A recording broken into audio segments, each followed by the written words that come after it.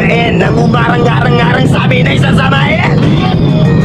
Dire-diretso lang kapag meron kang mga ganito, nire-respeto ka at walang angal-angal ang mga kalaban. Dala bakal ng malaman lamang, parang walang bawal sa amin mga tol. Naabot